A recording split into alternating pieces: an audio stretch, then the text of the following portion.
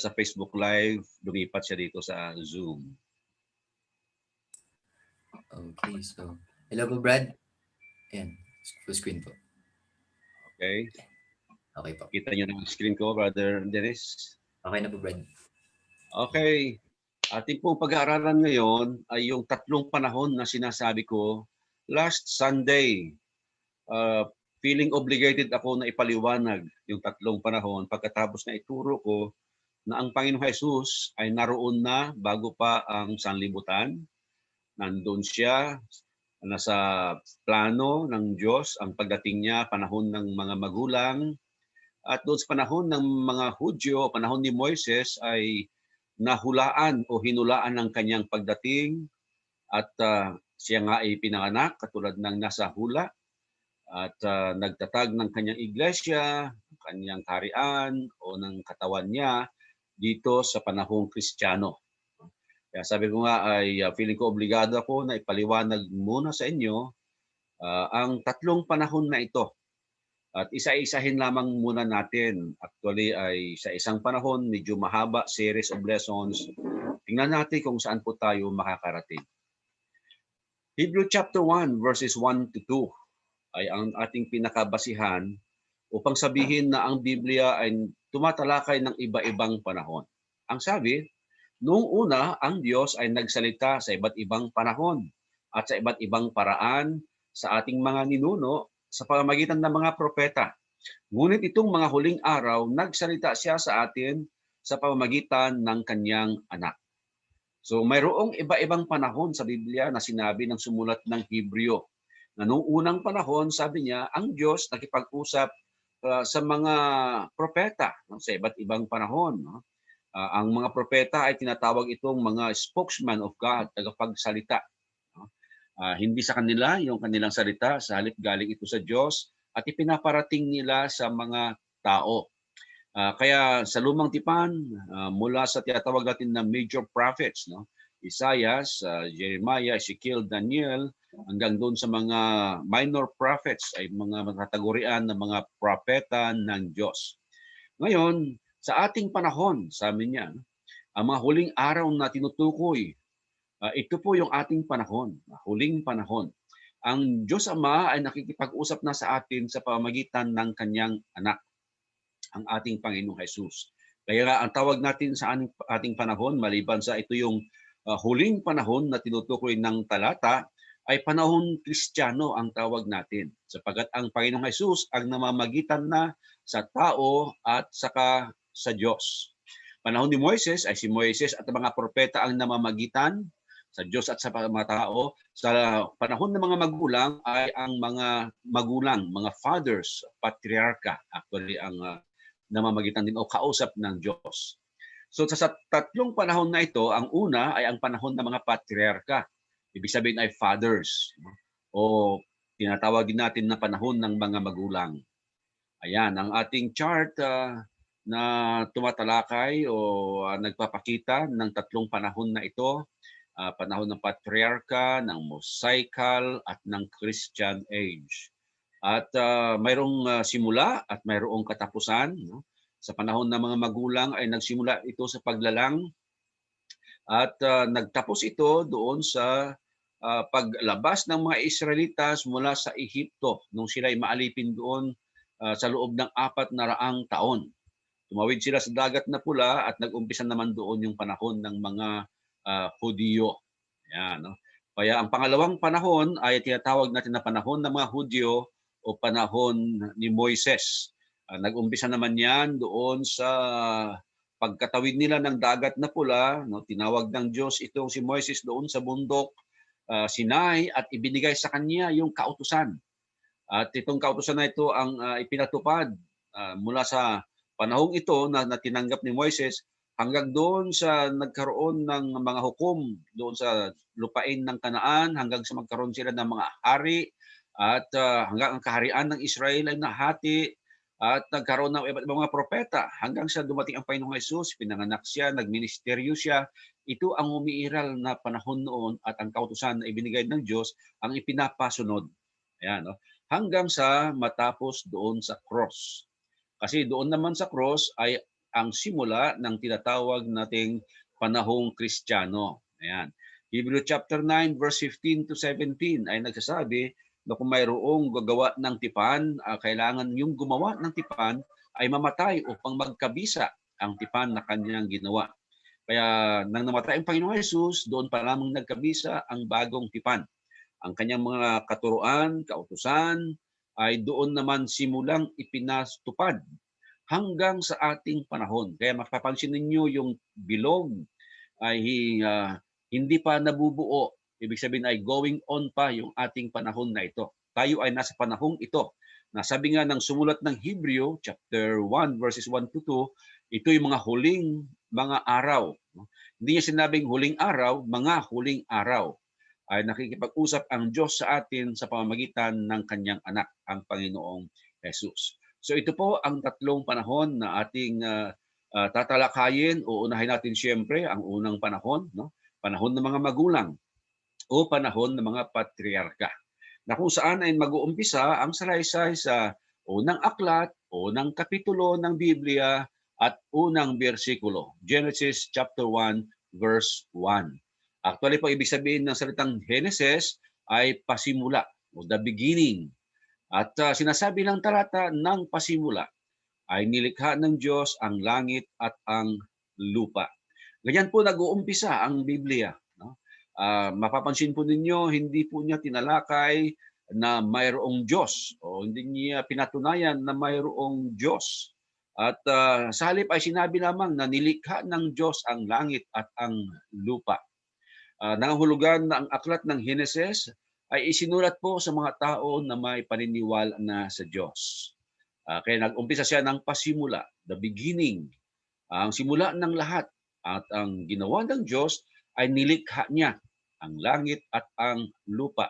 Sa pagsasabing nilikha ng Diyos ang langit at ang lupa ay nangahulugan na ang Diyos na ito ay pinapakilala sa atin na siya ang makapangyarihan sa lahat. Wala pong pwedeng lumalang ng isang bagay maliban po sa Diyos. Sapagat ang salita pong paglalang ay nangahulugan ng paggawa ng isang bagay mula sa wala. No? Tayo ay gumagawa ng isang bagay mula sa isang bagay. Gagawa ka tayo ng lamesa o kaya upuan mula sa kahoy. Nandun na po yung kahoy. Gagawin na lamang natin, popormahin na lamang natin na lamesa o kaya ay upuan. Subalit nang sabihin ng Bible na nilalang ng Diyos ang langit at ang lupa, wala pa po doon yung anumang bagay na kanyang gagawing lupa at langit. Galing po sa wala. Yun po ibig sabihin ng paglalang. Kaya pinaalam sa atin ang Diyos na ito ay ang makapangyarihan sa lahat. Siya po ang lumalang, malangit at ang lupa. At sa pagpapatuloy po ng ating pag-aaral, ang Diyos na tinuturo ng Biblia ay ang Ama, ang Anak at ang Espiritu Santo. At kung bakit natin masabi ito ay sapagkat sa mga salitang ating mababasa sa mga pahina ng Biblia ay nagpapahiwatig, ipinapaalam na ang Diyos na tinutukoy po ng Biblia ay ang Ama, ang Anak at ang Espiritu Santo. Halimbawa, Genesis Kapitulo 1, versikulo 26, nasusulat doon, at sinabi ng Diyos, lalangin natin ang tao sa ating larawan ayon sa ating wangis. Now, gumamit po siya rito ng tinatawag natin na plural, pangmaramihan na panghalip. No? Bagamat ang salitang Diyos sa Tagalog ay parang singular, no? Pero ito sa Hebreo ay ang salitang Elohim, at usually ito po ay plural. Bagamat mayroong tinatawag na plural by yung paggalang, no? Pero ito ay consistent doon sa pronoun na lalangin natin, yung salitang natin. No? Hindi ay natin sinasabi natin kung iisa lamang tayo na nagsasalita. So pag gumamit tayo ng pronoun na plural ay mayroon tayong isinasali kasama natin sa ating pagsasalita. Kaya nang sabihin ng Diyos, lalangin natin ang tao sa ating larawan ayon sa ating wangis, maunawa natin hindi absolute one na ganoon ang nagsasalita. Opo, sapagkat sa ibang mga talata din ay sinasabi na ang Diyos ay isa, hindi naman marami.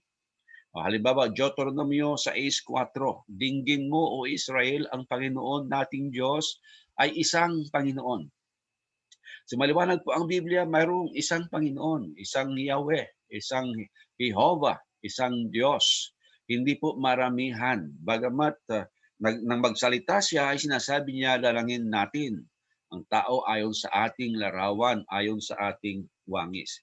Yun po ay sapagkat sa ating mga talatang babanggitin pa ay maunawa natin yung Ama, Anak at ang Espiritu Santo ang tinutukoy ng Biblia na Diyos. Malimbawa sa Matthew 28:19, nang ipag-utos ng Panginoong Hesus na gawing alagad ang lahat ng mga bansa, ay sinabi niya, dahil dito magsiyaon nga kayo at gawin ninyong mga alagad ang lahat ng mga bansa na sila inyong bautismuhan sa pangalan ng Ama at ng Anak at ng Espiritu Santo. Sa tinatawag natin na grammatical argument, ay maunawa natin na magkakaiba yung Ama, yung Anak at ang Espiritu Santo sa kanilang personality. Tatlo ang tinutukoy, subalit ang sabi ng Biblia, isang Diyos. Kaya ganoon po ang ating paniniwala. Mayroong isang Diyos, pero ito ay ang Ama, ang Anak at ang Espiritu Santo. Inulit po ni Apostol Pablo ito sa 2 Korinto 13:14. Ang sabi niya naman niya ay, ang biyaya ng Panginoong Hesukristo at ang pag-ibig ng Diyos at ang pakikipisan ng Espiritu Santo ay sumainyo nawang lahat. Again, naroon po yung ang Panginoong Hesukristo, ang Diyos at ang Espiritu Santo. Tatlo po yan. At sila ang isang Diyos. No? Ang Panginoong Jesus, katulad ng ating napag-aralan ng mga nakaraan na, ay naroon na siya sa pasimula. Hindi po siya nagsimula lamang sa kanyang kapanganakan. Kaya Juan 1:1 sabi ng pasimula, siya ang berbo at ang berbo ay suma sa Diyos. Sa ibang termino ay kasama ng Diyos. Okay? At ang berbo ay Diyos. At nagkatawang tao ang berbo at tumahan sa gitna natin at nakita namin ang kanyang kaluwalhatian gaya ng sabugtong ng Ama, na puspos ng biyaya at katotohanan. So yung pong berbo ay tumutukoy sa anak, ang Panginoong Hesus, at ang berbo, sabi, sumasa Diyos o kasama ng Diyos noong pasimula, no? Doon sa simula. At ang berbo, yung kasama ng Diyos, ay Diyos, nagkatawang tao siya, at siya yung bugtong ng Ama. So iba yung berbo na tinutukoy, iba naman yung Diyos, ang Diyos Ama. At sa Juan Kapitulo 14, versikulo 16, nagsalita po ang Panginoong Hesus at nananalangin at ang sabi niya, ako ay dadalangin sa Ama. No? So siya ngayon ang nagsasalita, may kausap siya ang Ama at ano ang kanyang kahilingan. At kayo'y bibigyan niya ng ibang mang-aaliw upang siyang sumainyo magpakailanman. Yung hinihiling niya ay mang-aaliw na kapag binasa natin ang John 16:13 ay ang tumutukoy ito sa Espiritu Santo. Kaya kita po ninyo, ang Panginoong Hesus ay ang nagdarasal, kausap niya yung Ama at hinihiling niya na ipadala ang mang-aaliw, ang Espiritu Santo. So ito po ang Diyos na atin pong maunawaan mula sa mga talata. Now, tanong po ninyo, paano naging isa ang tatlo? Sabi ng Bible, isang Diyos, pero bakit merong Ama, Anak at Espiritu Santo? Well, sinabi ng Biblia, kaya pinapaniwalaan po natin. Ganun lang naman po tayo. Kung ano po nakasulat, kahit na nahihirapan tayong unawain, pero tinatanggap po natin. Subalit meron pong paliwanag. No? Ang Biblia patungkol po doon sa isang salitang isa. Alam niyo po, mayroong dalawa na tinatawag ang Bible, pero isang laman. Halimbawa, Genesis 2:24.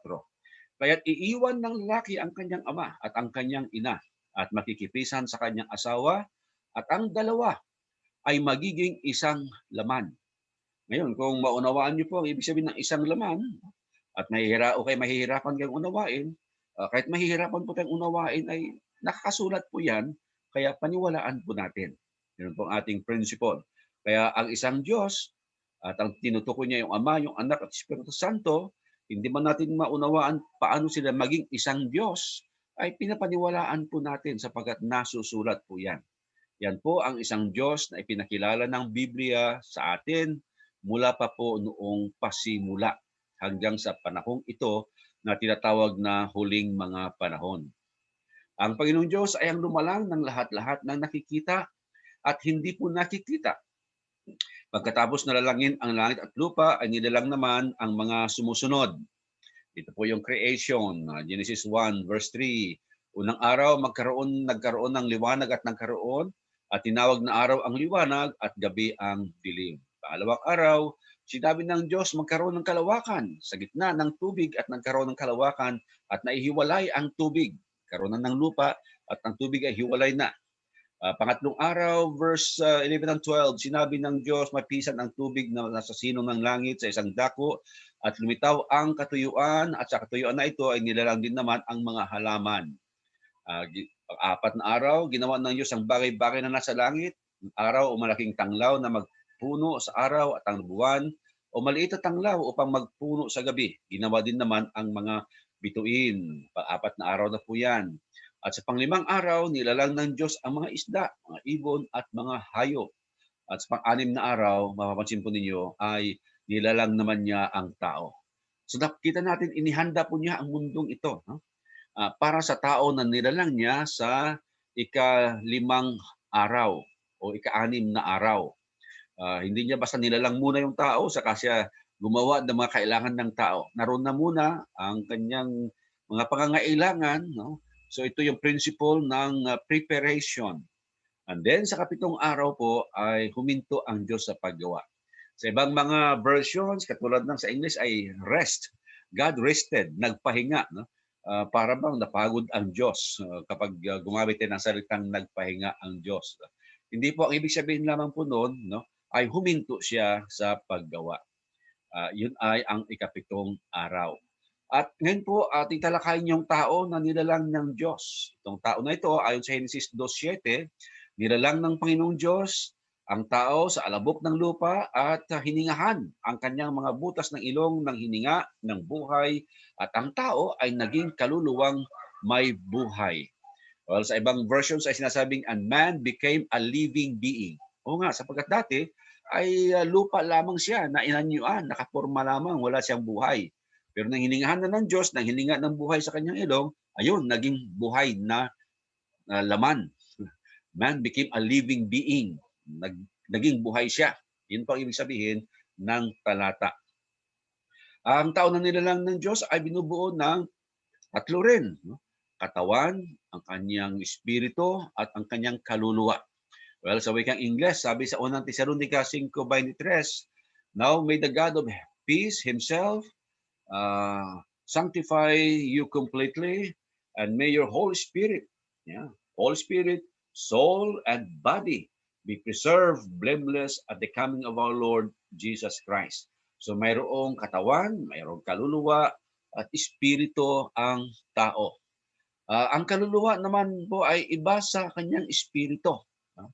Bagamat mayroong mga talata na parang interchangeably ang pagkakagamit ng salitang espiritu at saka ng kaluluwa, pero mayroong mga talata katulad Hebreo 4:12 na inihiwalay, no, ang kaluluwa sa kanyang espiritu. Sabi po doon, for the word of God is living and powerful and sharper than any two-edged sword, piercing even to the joints, to the division of soul and spirit, and of joints and marrow, and is a discerner of the thoughts and intents of the heart.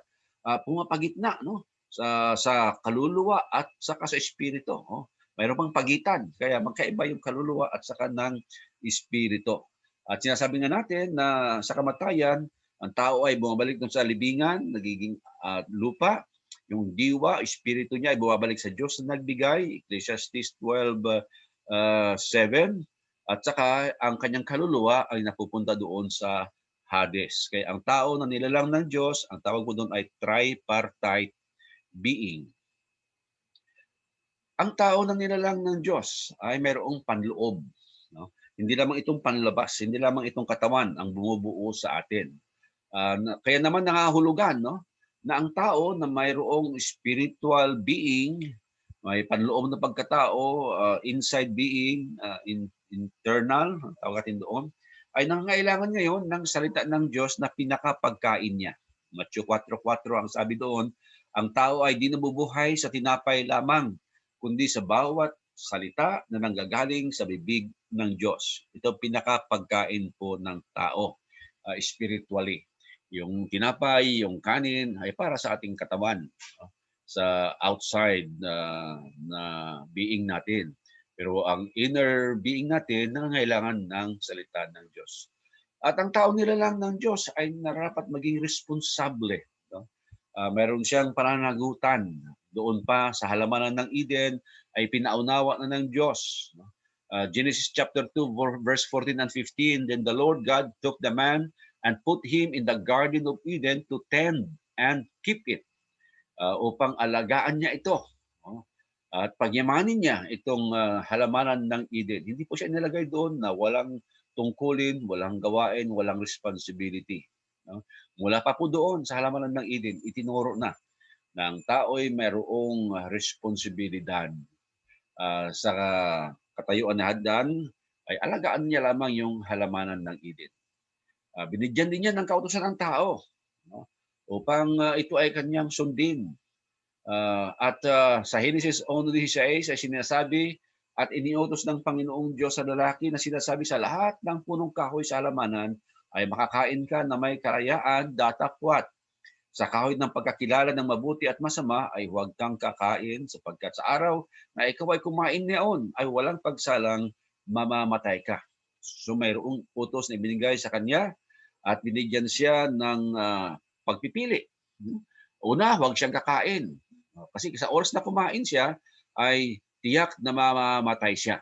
So ngayon ay nasa kay Adan ang pagpapasya.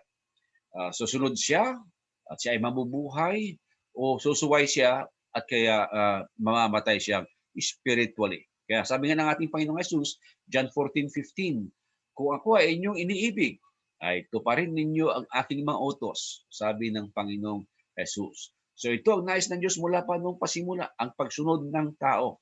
Yung alamang, hindi nangyari kay Adan sa kay Eva, nilabag nilang kautusan ng Diyos. No? Hanggang sa dumating ang Panginoong Jesus, pag-ibig pa rin ang kanyang sinasabi na kung mahal natin ang Diyos ay susunod tayo sa Kanya. At ang tao ay nararapat maging masunurin sa Kanya. Ecclesiastes 12:13 sabi, ikaw ay matakot sa Diyos at sundin mo ang Kanyang mga utos sapagkat ito ang buong katungkulan ng tao. Ang buong katungkulan ng tao ay alin?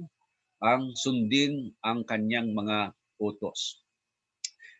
Sapagkat darating po yung panahon, Roma 14:12, na ang bawat isa sa atin ay magbibigay sulit sa Diyos patungkol sa ating sarili. Ang tao ay mananagot sa bawat bagay na kanyang ginawa. Ikalawang Korinto 5:10, ito ay sapagkat tayong lahat ay haharap sa luklukan ng paghatol ni Kristo upang ang bawat isa ay tumanggap ng nauukol sa atin para sa mga bagay na ginawa sa katawan, maging ito man ay mabuti o masama. Kaya kailangan po maging responsible ang tao sa kanyang pagsunod sa kautusan ng Diyos. Sa halamanan ng Eden ay nalaman natin ang kwento patungkol sa dyablo na tumukso sa tao. Alam nyo, ang dyablo ay binabago niya yung kautusan ng Diyos, no, upang linlangin ang tao. Halimbawa, sa halamanan ng Eden, sabi ng Diyos kay Adan sa kay Eva, sa oras na kinain nyo ang bunga ng punong kahoy na yon, tiyak na kayo ay mamatay. No? Sa English ay, you shall die. Alam niyo ginawa ng dyablo, dinagdagan niya lamang ng isang salita. Sabi niya, you shall not die. Kita niyo, no? At nagbago na ang kabuuan ng utos. Hindi totoo, binaliktad na ang dyablo ang utos ng Diyos. Sa pagdaragdag sa utos ng Diyos o kaya ay sa pagbabago sa utos ng Diyos ay nagkakasala ang tao at yun ay kagagawan, pagtukso yun ng dyablo sa tao. Kaya naman, no, sa mga prinsipyo ng pag-aaral ng Bible, narito ang ilan na i-observe ng tao. Mula sa mga sulat ni Apostol Pablo, sabi niya, unang Korinto 6:4, hindi dapat na humigit sa nasusulat. O yung sinabi ng dyablo kay Adan sa kay Eva, sinubrahan niya eh. Hinigitan niya. Sa sinabi ng Diyos, dinagdagan niya ng hindi. Galatia 1:8, hindi dapat na mangaral ng naiiba sa ebanghelyo, sabi ni Apostol Pablo. Kahit na kami, sabi niya, o isa pang anghel na galing sa langit ang magturo sa inyo ng ibang ebanghelyo, no? let him be accursed. Sumpain siya, sabi ni Apostol Pablo. At ang Apokalipsis 22, 18-19 ang nagtuturo ng bawal ang dagdag bawas sa salita ng Diyos. Kapag dinagdagan natin, sabi sa talata ay daragdagan din ang mga salot. Kapag binawasan din naman, sabi doon ay babawasin naman yung ating pinakabahagi sa puno ng kahoy ng buhay. So, ang nais ng Diyos, sumunod ang tao mula noon hanggang sa ating panahon. Huwag baguhin ang kanyang kalooban. Siya ang nasusunod. Siya ang Diyos. Siya ang lumalang. Tayo ang nilalang lamang. Kaya siya ang masusunod sa ating buhay dapat. Ang diablo po kasi ay nais niya magsama ng mga mananampalataya doon sa kanyang patutunguhan sa impyerno. Kaya sabi ni Pedro sa Kapitulo 5, versikulo 8, ang inyong kalabang diablo ay parang liyong umuungal, ay gumagala na humahanap ng masisila niya. O paikot-ikot lamang po sa atin ang diablo. O at naghahanap siya ng timing. Saan tayo mahina, doon aatake siya. Oo. Kaya sabi ni Apostol Pedro, mag-ingat kayo sa diablo yan. Ang mahirap mga kapatid, ang diablo ay hindi siya nagpapakita sa atin na nakakatakot. O hindi siya nagpapakita na may sungay. O na may nagliliyab na mata, hindi, at may daladalang malaking fork o parang tinidor na tatlo lang ang tusok. No, hindi. O ikalawang Korinto, Kapitulo 11, versikulo 14. Ang diablo ay nagpapakita bilang anghel ng kaliwanagan. O di kakit-akit siya, no? Natutuwa makakita sa kanya kasi anghel ng kaliwanagan kapag siya nagpakita. So balik tayo kay Adan sa kay Eva. Anong naging pasya ni Adan sa kay Eva? At nang makita ng babae ng bunga ng punong kahoy ay mabuting kanin at nakalulugod sa mga mata at kahoy na mananasa upang magpapanta sa tao, ay bumitas siya ng bunga niyaon at kinain. At binigyan din niya ang kanyang asawang kasama niya at ito'y kumain. Natukso si Adan at saka si Eva. Una si Eva, nakita nila magandang tingnan yung bunga. At saka sabi kasi ng diablo, pag kinain mo yan, magiging katulad ka rin ng Diyos. Ganun ba yun? Kaya natukso sila. Kumain si Eva, binigyan naman niya si Adan at kumain din si Adan. Ang tawag po doon ay paglabag ng tao sa utos ng Diyos. Ang tawag ay kasalanan. Unang Juan 3:4, ang sinumang gumagawa ng kasalanan ay sumasalangsang din naman sa kautusan. At ang kasalanan ay ang pagsalangsang sa kautusan. Paglabag sa kautusan ang ibig pong sabihin niyan. Tulad ng ginawa ni Adan at saka ni Eva. Nilabag nila yung utos ng Diyos. Sa Bible, kahit na wala kang paglabag, kung hindi ka naman gumagawa ng mabuti, may kasalanan ka rin. Ito, sa Santiago 4:17. Sa nakakaalam nga ng paggawa ng mabuti at hindi ginagawa, ito'y kasalanan sa kanya. So mayroong sin by commissions, paggawa.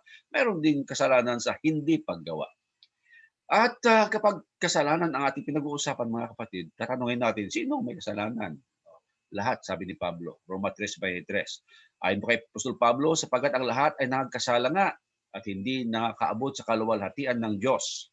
Ang lahat na tinutukoy po rito ay lahat na mayroong kakayahang luwabag sa kautusan ng Diyos. No? Kasi ang kasalanan ay paglabag. So lahat na may kakayahang luwabag, yung sanggol, di kasali. At saka, lahat na alam ang mabuti at hindi niya ginagawa. Kaya kasama siya roon. Yung alam mo ang mabuti, yung sanggol hindi pa man naman niya alam ang mabuti kaya hindi siya kasali po roon. Ang lahat ay nakagkasala nga at hindi nakakaabot sa kaluwalhatian ng Diyos. Kaya naging suliranin ng tao ang kasalanan mula po doong panahon ni Adan at saka ni Eva. Hanggang sa ating panahon, ito po yung umaalipin sa tao. Ito po yung pumipigil sa tao. Hindi niya magawa ang nararapat niyang gawin kasi mayroong kasalanan na parang malaking bola ng bakal na nakatali sa kanyang paa. Ito ang malaki niyang suliranin. At sabi nga ng Apostol Pablo, ang kabayaran nito ay kamatayan. At kung basahin pa natin ang unang Juan 1:8, kung sinasabi natin tayo walang kasalanan, ay ating dinadaya ang ating sarili at ang katotohanan ay wala sa atin. Hindi natin masabi kahit tayong mga Kristiyano na wala tayong kasalanan. Sa bagay, meron tayong kaibahan. No? Tayo mga Kristiyano ay nagkasala at pinatawad. So hindi na tayo makasalanan. Nakakagawa ng kasalanan pero hindi tayo makasalanan. No? Yung pagiging makasalanan, yun yung ating kalagayan bago tayo napatawad. Okay? Sa ating pagiging Kristiyano ay may nagagawa pa rin tayo, kasi sabi niya ni Apostol Juan, kapag sinabi nating wala, ay di sinungaling daw tayo. Ngayon, ang kasalanan at ang kaparusahan ay sinabi ko na kamatayan. No? Sapagkat ang kabayaran ng kasalanan ay kamatayan, sabi ni Apostol Pablo sa Roma 6:23. Kamatayang spiritual ito. No? Sapagkat si Adan sa si Eva, nung sila ay makagawa ng kasalanan doon sa halamanan ng Eden, hindi naman sila namatay agad-agad. No? Salip sila ay pinaalis sa halamanan ng Eden. Agad-agad nahiwalay sila sa Diyos. Yun po ang ibig sabihin nun. Kaya sa atin naman, kapag tayo nagkasala, ayon sa Isaiah 59:2, nahihiwalay ang tao sa Diyos. Ito basahin ko. Narito, ang kamay ng Panginoon ay hindi umiksi na di makapagligtas, hindi man mahina ang kanyang pakinig na di makarinig, kundi pinapaghiwalay ng inyong mga kasamaan, kayo at ang inyong Diyos. At ang inyong makasalanan ay siyang nagpakubli ng kanyang mukha sa inyo upang siya ay huwag makinig. Kita natin, no? Ang kasalanan, kasamaan ng tao ang nagpahiwalay sa tao sa Diyos. At kaya naman pala, mayroong mga taong buhay nga pero patay. Wala Timoteo 5:6. Datapwat ang nangapapakabuyo sa mga kalayawan, bagamat buhay ay patay. Ayan. At sa Kulusas 2:15, sabi ni Pablo, kayo'y binuhay niya nang kayo'y mga patay dahil sa inyong mga pagsalangsang at mga kasalanan. So, totoo, no? Mayroong mabuhay pero patay dahil sa kasalanan, dahil sa pagsalangsang. Mabuti na lamang po, ang solusyon ng Diyos, nangako siya tungkol sa tagapagligtas. Yon ang ating Panginoong Jesus. Genesis Kapitulo 3, versikulo 15, yung binhi ng babae, no? Ang Panginoong Jesus ang tinutukoy. Sabi sa talata, at papag-aalitin ko ikaw at ang babae at ang iyong binhi at ang kanyang binhi. Ito ang dudurog ng iyong ulo at ikaw ay ang dudurog sa kanyang sako. Yung dudurog sa ulo ng ahas o ng diablo, ang tinutukoy po ay ang Panginoong Jesus. Kaya sa ating pag-aaral patungkol sa kanya, no, siya ang pinakasolusyon ng Diyos sa suliranin ng tao na kasalanan na nagpapahiwalay sa kanya sa Diyos. Kaya ito po ang ginagampanan ng ating Panginoong Jesus sa kanyang pagparito. Sabi niya, the Son of Man came to seek and to save that which was lost. Siya ay pumarito upang iligtas ang mga makasalanan na ako ang pinaka. Sabi ni Apostol Pablo. Ang pangalan niya, ang pangalang Jesus, ay ibig sabihin tagapagligtas. Jehovah is salvation. Sapagkat, sabi nga, ililigtas niya ang kanyang sambayanan. Kaya ating mga kapag-aralan, mga kapatid, mga kaibigan, ang Biblia isinulat sa mga taong naniniwala na sa Diyos. Ang Diyos na makapangyarihan sa lahat ay ang Ama, ang Anak at ang Espiritu Santo. Siya ang lumalang sa lahat na nakikita at hindi nakikita. Ang pinakamabuti niyang nilalang ay ang tao na inilagay naman niya sa halamanan ng Eden at pinagbilinan na sumunod. Ang tao na ito ay may katawan, kaluluwa at espiritu.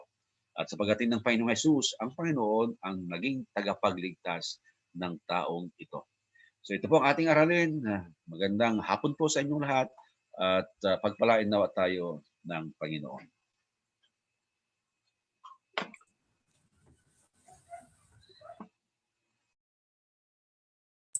Maraming salamat, Brother Drew.